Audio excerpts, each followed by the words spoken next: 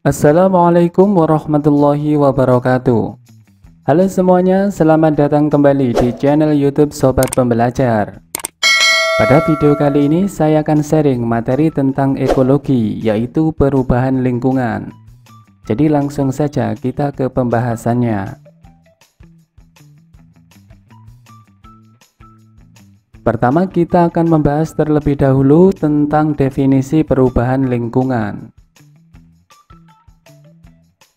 Perubahan lingkungan merupakan terganggunya keseimbangan lingkungan dikarenakan faktor alam dan faktor manusia. Lingkungan sendiri adalah segala sesuatu yang ada di sekitar makhluk hidup. Lingkungan yang seimbang memiliki daya lenting dan daya dukung yang tinggi. Daya lenting lingkungan adalah kemampuan lingkungan untuk pulih kembali pada keadaan seimbang jika mengalami perubahan atau gangguan. Sedangkan daya dukung lingkungan merupakan lingkungan dalam mendukung kehidupan berbagai makhluk hidup di dalamnya. Keseimbangan lingkungan ditentukan oleh keseimbangan antara energi yang masuk dan energi yang digunakan. Keseimbangan antara bahan makanan yang terbentuk dan bahan makanan yang digunakan. Serta keseimbangan antara faktor biotik dan faktor abiotik. Perubahan lingkungan dapat menjurus pada keseimbangan atau kerusakan lingkungan. Faktor penyebab kerusakan lingkungan adalah karena faktor manusia dan faktor alam. Faktor manusia yang dapat menyebabkan kerusakan lingkungan adalah pembangunan perumahan, pembangunan jalan, pembangunan gedung perkantoran, pembangunan industri, meningkatnya alat transportasi, baik darat, laut, maupun udara, penebangan hutan, dan pencemaran darat, laut, dan udara. Kemudian faktor alam yang dapat menyebabkan kerusakan lingkungan misalnya adalah letusan gunung berapi, gempa bumi, banjir, kekeringan, angin topan, kebakaran hutan, dan perubahan iklim.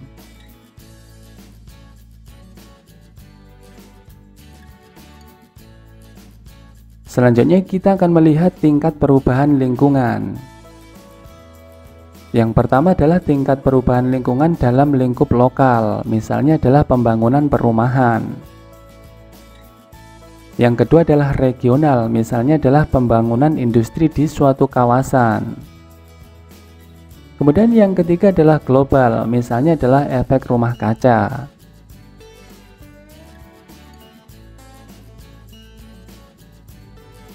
Selanjutnya kita akan melihat tentang definisi perubahan iklim.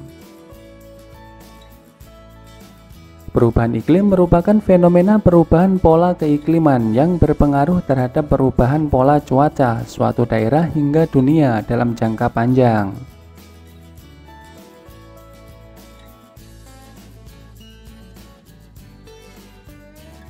Berikutnya kita akan membahas tentang pencemaran lingkungan. Pencemaran lingkungan merupakan masuknya atau dimasukkannya makhluk hidup, zat, energi, dan atau komponen lain ke dalam lingkungan hidup oleh kegiatan manusia, sehingga kualitasnya turun sampai ke tingkat tertentu yang menyebabkan lingkungan hidup tidak dapat berfungsi sesuai dengan peruntukannya. Adapun bahan-bahan yang menyebabkan pencemaran lingkungan disebut dengan polutan.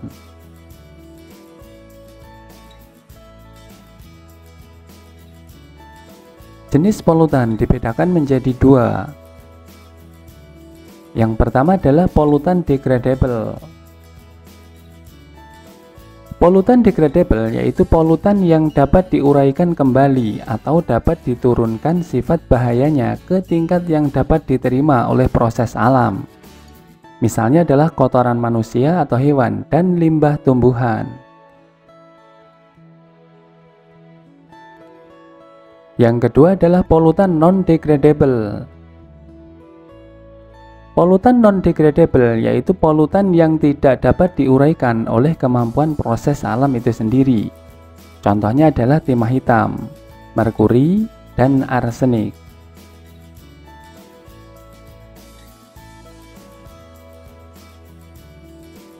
Selanjutnya kita akan membahas jenis-jenis pencemaran. Yang pertama adalah pencemaran udara. Pencemaran udara adalah kehadiran satu atau lebih substansi fisika, kimia, atau biologi di atmosfer dalam jumlah yang dapat membahayakan kesehatan manusia, hewan, dan tumbuhan, mengganggu estetika dan kenyamanan atau merusak properti. Yang kedua adalah pencemaran air.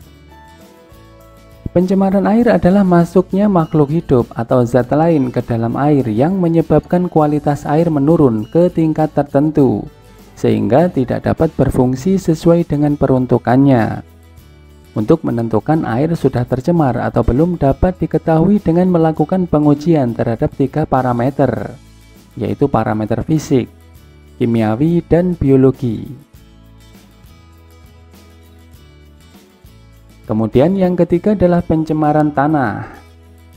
Pencemaran tanah artinya adalah keadaan di mana bahan kimia masuk dan mengubah lingkungan tanah alami. Adapun pencemaran tanah ini dapat terjadi melalui pencemaran langsung dan tidak langsung, di mana pencemaran langsung akibat penggunaan pupuk berlebihan, pemberian pestisida, dan buangan limbah yang tidak dapat diuraikan. Sedangkan pencemaran tidak langsung karena air dan udara. Selanjutnya yang keempat adalah pencemaran suara. Pencemaran suara adalah gangguan pada lingkungan yang diakibatkan oleh bunyi atau suara yang mengakibatkan ketidaktentraman makhluk hidup di dalamnya. Rata-rata seseorang mampu mendengar suara dengan frekuensi antara 20 hingga 20.000 Hz. Dan kebisingan suara dengan frekuensi di atas 80 desibel. Sedangkan di Indonesia nilai ambang batas untuk kebisingan yang diperkenankan adalah 85 desibel untuk waktu kerja 8 jam per hari.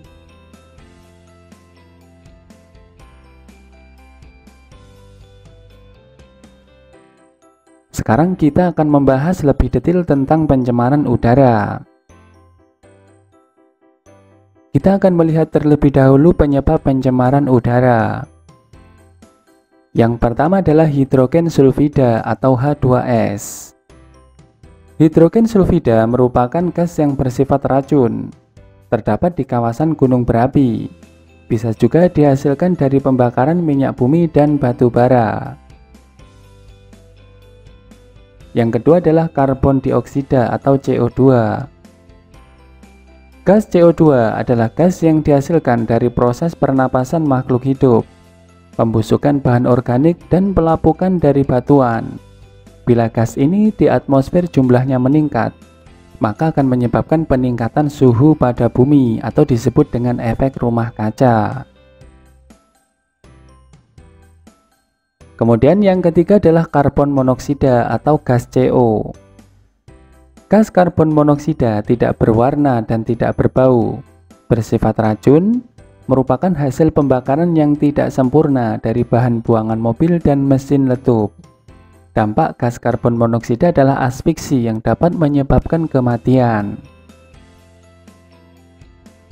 Kemudian yang keempat adalah oksida belerang, SO maupun SO3. Gas oksida belerang ini berasal dari pabrik yang menggunakan belerang dan hasil dari pembakaran fosil. Gas ini jika bereaksi dengan air akan membentuk senyawa asam. Bila senyawa ini turun bersama dengan hujan, maka akan terjadi hujan asam. Hujan asam ini menyebabkan hewan dan tumbuhan bisa mati, besi berkarat, dan bangunan menjadi rusak. Yang kelima adalah oksida nitrogen. Gas nitrogen sebenarnya sangat dibutuhkan oleh makhluk hidup sebagai bahan untuk membangun protein. Jika gas oksida nitrogen ini bereaksi dengan air, maka akan membentuk sebuah senyawa asam. Selanjutnya yang keenam adalah klorofluorokarbon atau CFC. CFC seringkali digunakan untuk bahan pendingin pada AC dan kulkas. Selain itu, CFC juga digunakan untuk alat penyemprot rambut dan juga alat penyemprot nyamuk. CFC sangat berbahaya karena bisa merusak lapisan ozon pada atmosfer. Akibatnya, perlindungan bumi dari radiasi sinar ultraviolet akan berkurang. Adapun dampak menipisnya lapisan ozon adalah menyebabkan kanker kulit karena tingginya radiasi sinar ultraviolet. Yang ketujuh adalah asap rokok. Asap rokok mengandung beberapa senyawa yang berbahaya, misalnya adalah karbon monoksida, nikotin, tar, hidrogen sianida, benzen, formaldehid, arsenik, kadmium, dan amonia. Efek dari asap rokok ini bisa mengakibatkan batuk, kanker paru-paru, emfisema, dan memengaruhi janin dalam kandungan. Yang kedelapan adalah bahan organik volatil seperti CH4 atau metan dan C6H6 yaitu benzen. Yang kesembilan adalah suspensi partikel seperti debu tanah, dioksin, logam, dan asam sulfat. Dan yang ke-10 adalah substansi radioaktif seperti strontium 90.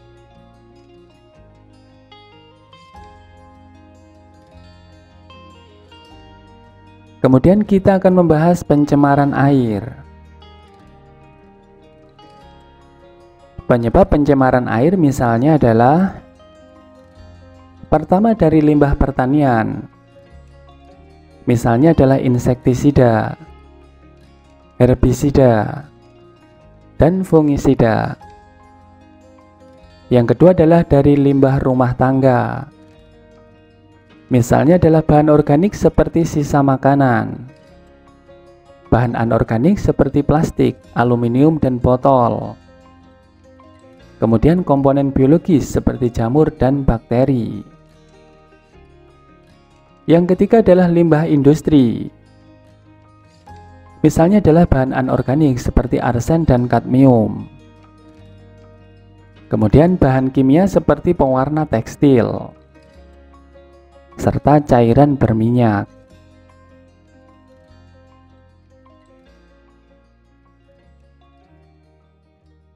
Buangan industri seperti PB, HG, ZN, dan CO dapat terakumulasi dan bersifat racun. Bila terjadi pencemaran di air, maka akan terjadi akumulasi zat pencemar pada tubuh organisme. Akumulasi pencemar ini semakin meningkat pada organisme pemangsa yang lebih besar. Dampaknya adalah bisa menjadi media penyebaran penyakit, peningkatan alga dan enceng gondok, menurunnya kadar oksigen dalam air hingga mengganggu organisme di perairan, dan mengganggu pernafasan karena bau yang menyengat.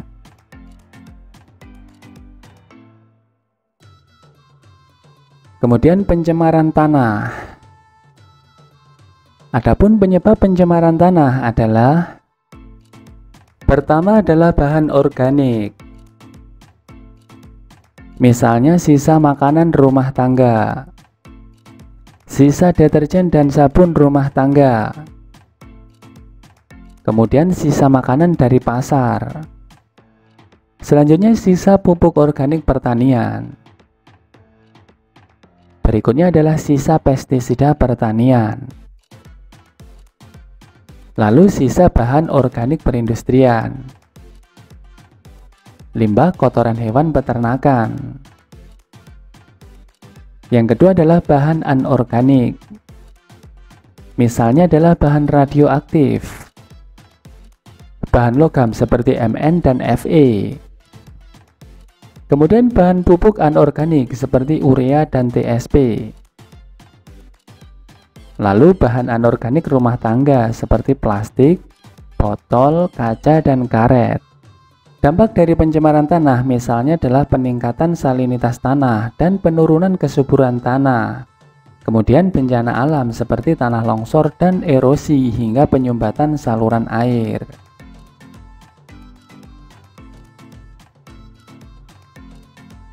Sekarang kita akan membahas tentang pencemaran suara. Penyebab pencemaran suara adalah suara bising, misalnya adalah percakapan pelan antara 20 hingga 30 desibel. Mesin pemotong rumput antara 60 hingga 80 desibel. Lalu lintas antara 60 hingga 90 desibel. Truk antara 90 hingga 100 desibel. Kemudian kendaraan bermotor 105 desibel. Lalu pesawat terbang antara 90 hingga 120 desibel. Musik atau beat musik 120 desibel. Mesin jet 140 desibel. Dan roket 140 hingga 179 desibel. Kebisingan dapat mengganggu pendengaran manusia. Selain itu juga berefek samping terhadap keluhan di tubuh manusia seperti mual, jantung berdebar-debar, sulit tidur, naiknya tekanan darah, serta gangguan psikologis.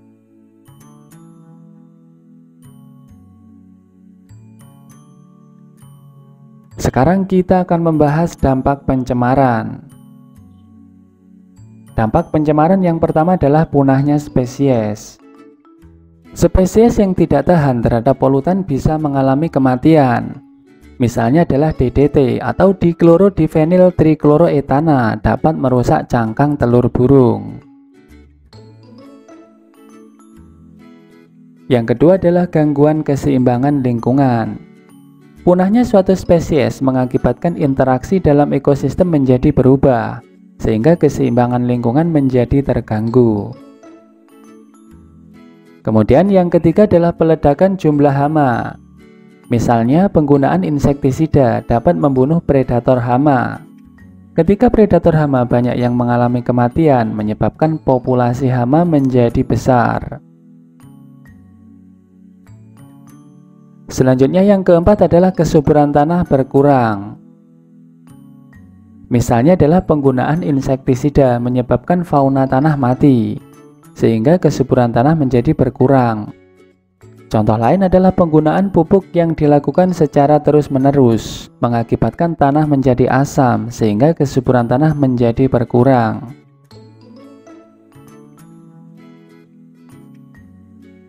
Yang kelima adalah keracunan dan penyakit. Orang yang memakan makanan tercemar dapat mengalami keracunan. Ada yang meninggal, ada juga yang mengalami kerusakan organ hati, ginjal, dan bahkan menderita kanker.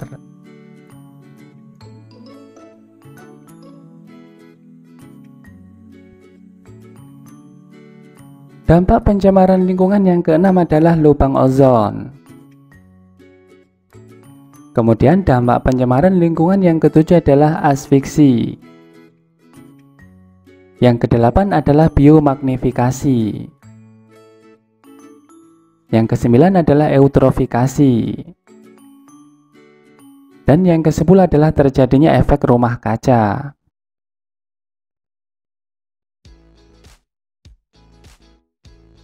Sekarang kita akan membahas bagaimana terjadinya lubang ozon beserta dampak-dampaknya. Lapisan ozon di stratosfer menyerap radiasi ultraviolet yang berbahaya dari matahari. Dengan bertambahnya bahan kimia buatan manusia yang mengandung senyawa klorin dan bromin, akan ikut merusak molekul ozon pada lapisan ini. Misalnya adalah klorofluorokarbon atau CFC. CFC merupakan buatan manusia yang meningkatkan kadar penipisan ozon. CFC adalah suatu senyawa organik yang hanya mengandung karbon, klorin, dan fluorin, yang diproduksi sebagai derivat volatil dari metana, etana, dan propana. Ozon adalah molekul dalam bentuk gas yang terjadi secara alami yang ditemukan pada atmosfer bumi.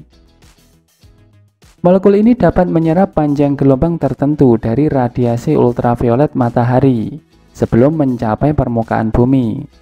Pada lapisan stratosfer, radiasi matahari memecah molekul gas yang mengandung klorin dan bromin dan menghasilkan radikal klor dan brom. Radikal-radikal klorin dan bromin kemudian melalui reaksi berantai memecah ikatan gas-gas lain di atmosfer, misalnya adalah ozon. Molekul-molekul ozon terpecah menjadi oksigen dan radikal oksigen. Dengan terjadinya reaksi ini akan mengurangi konsentrasi ozon di stratosfer. Semakin banyak senyawa yang mengandung klor dan brom, perusakan lapisan ozon juga akan semakin parah.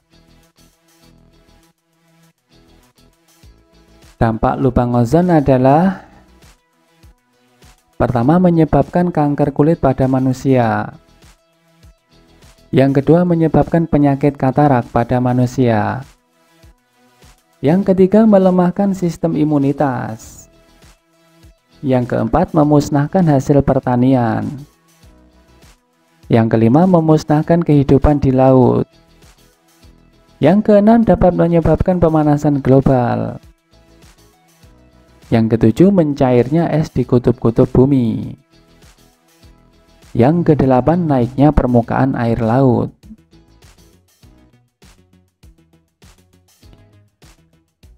Selanjutnya kita akan membahas tentang asfiksi. Asfiksi merupakan kelainan atau gangguan dalam pengangkutan oksigen ke jaringan atau gangguan penggunaan oksigen oleh jaringan sehingga menyebabkan penurunan fungsi paru-paru, pembuluh darah, dan jaringan tubuh lainnya. Asfiksi disebabkan karena hemoglobin darah mengikat komponen selain oksigen, seperti karbon monoksida. Karena daya ikat Hb lebih tinggi terhadap karbon monoksida atau CO, maka CO akan lebih berpotensi untuk masuk ke dalam tubuh. CO yang banyak dihasilkan oleh asap kendaraan bermotor.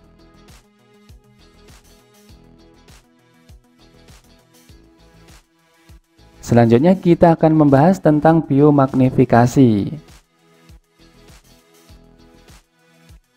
Biomagnifikasi atau pemekatan hayati adalah proses meningkatnya kadar bahan pencemar melewati tubuh makhluk hidup melalui rantai makanan.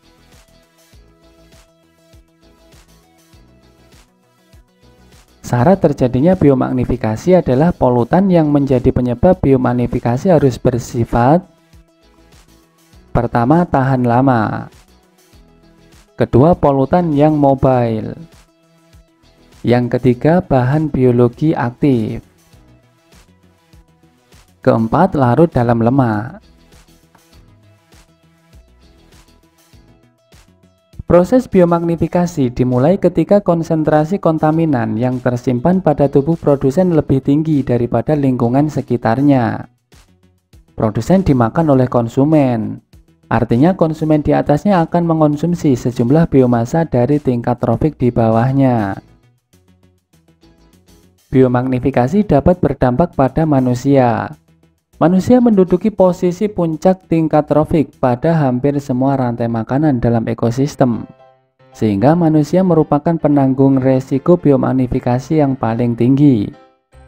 Akumulasi bahan pencemar dalam rantai makanan menyebabkan terjadinya gangguan fisiologi tubuh dan termasuk mutasi genetik.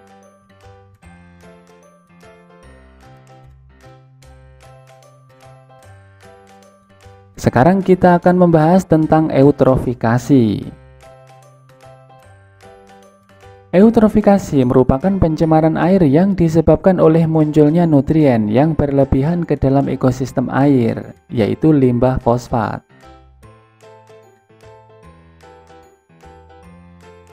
Air dikatakan eutrofik jika konsentrasi total fosforus atau Tb dalam air berada dalam rentang 35 hingga 100 mikrogram per liter. Adapun dampak eutrofikasi adalah kualitas air di ekosistem air menjadi sangat menurun. Kemudian rendahnya konsentrasi oksigen terlarut bahkan sampai batas nol.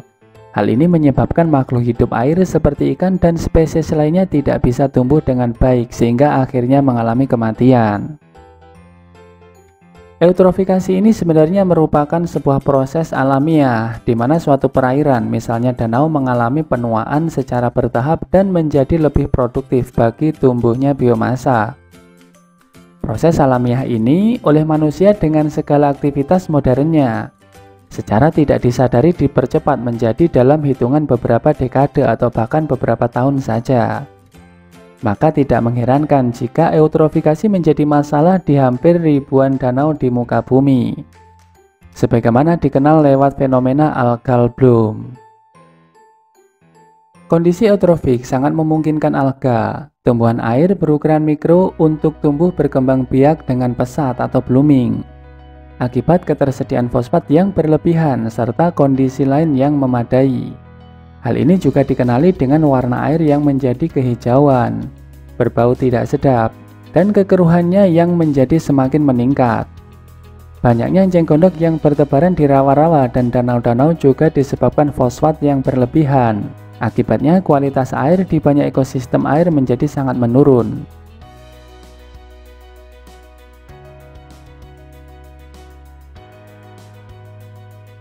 Berikutnya kita akan membahas tentang efek rumah kaca.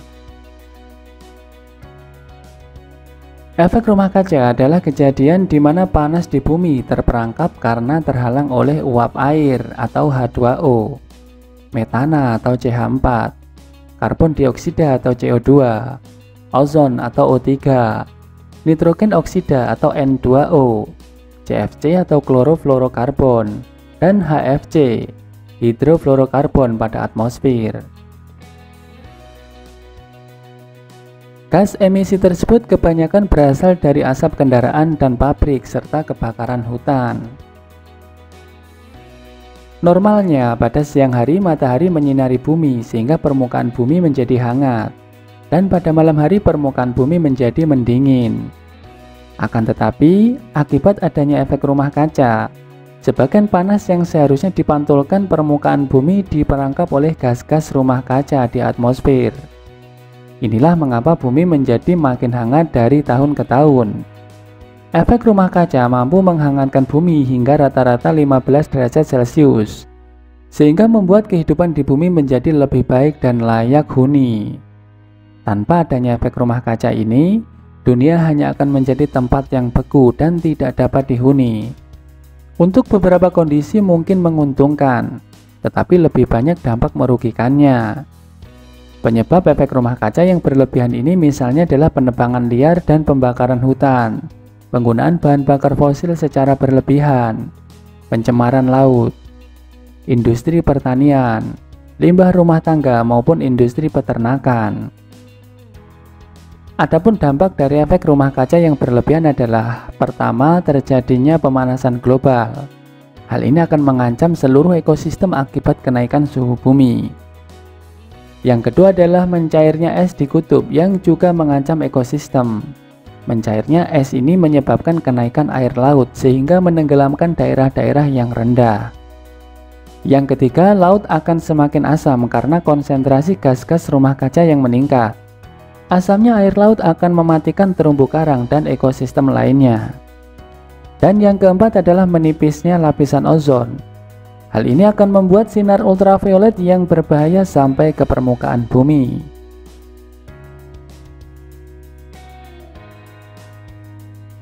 Berikutnya kita akan membahas dampak pencemaran berupa hujan asam.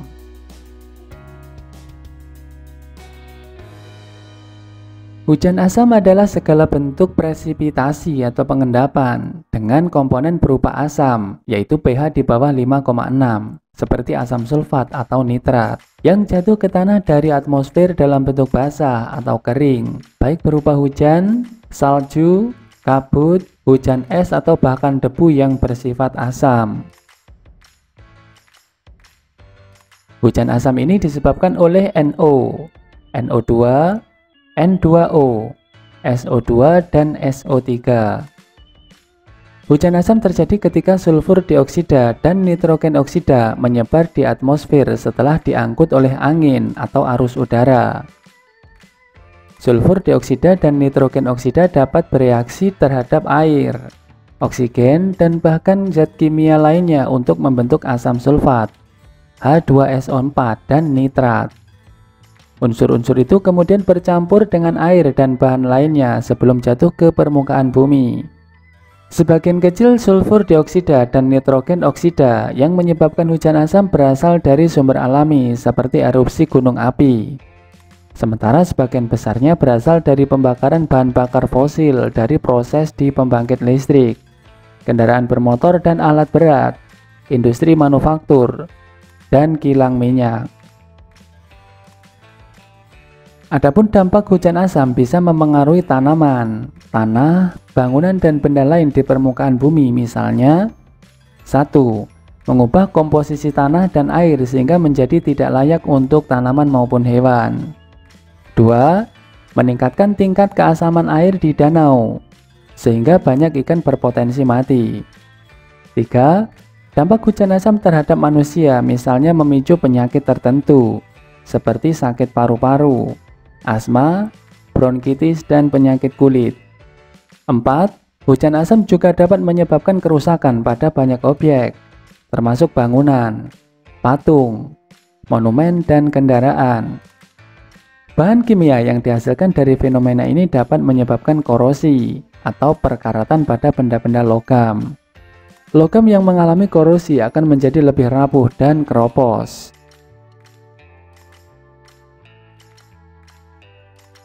Selanjutnya kita akan membahas upaya penanggulangan pencemaran.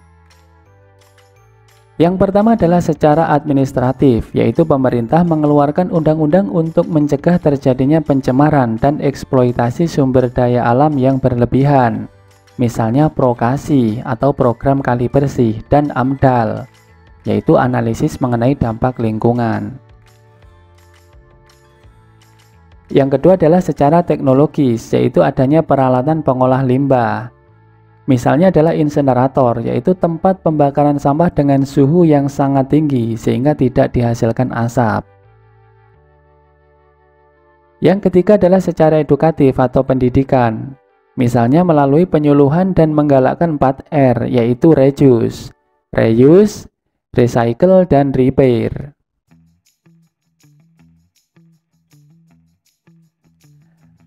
Sekarang kita akan menguraikan tentang 4R.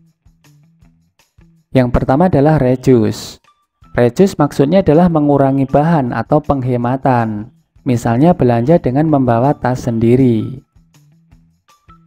Yang kedua adalah reuse atau pengguna ulangan. Misalnya menggunakan kaleng bekas sebagai wadah gula. Yang ketiga adalah recycle. Recycle ini maksudnya adalah mendaur ulang. Misalnya membuat kompos dari sampah organik. Kemudian repair atau pemeliharaan, misalnya membuang sampah pada tempatnya.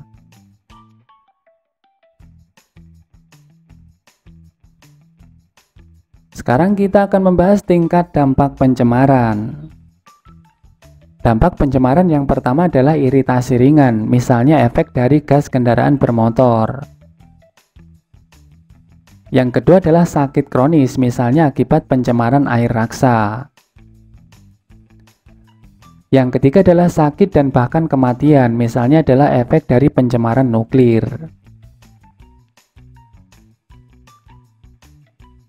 Demikian pembahasan topik tentang perubahan lingkungan, semoga bermanfaat. Selamat belajar dan semoga sukses. Wassalamualaikum warahmatullahi wabarakatuh.